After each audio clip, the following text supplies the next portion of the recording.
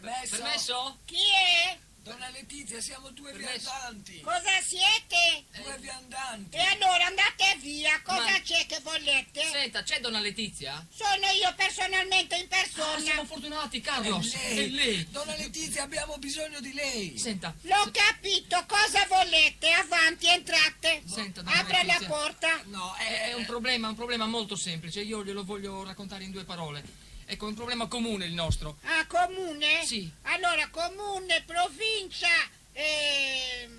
no, donna Letizia, cosa ha capito? È un problema allora, che abbiamo in comune. provincia, la regione, comune, amuleto numero 16. Ma Che no, amuleto, ma no, donna Letizia. ci lasci spiegare, scusi. Allora, spiegate. Allora, dunque, le nostre fidanzate sono state violentate da un marocchino.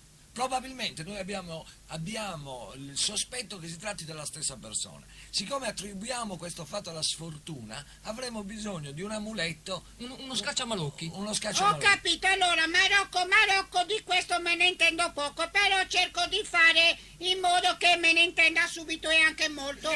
Grazie, donna, ma ci dica, lei pensa che sia effettivamente una questione di sfortuna?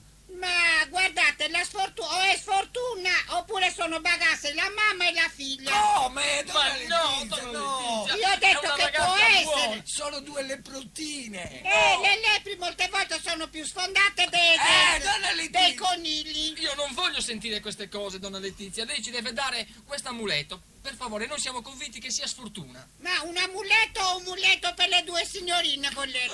Donna Letizia, ma cosa dice?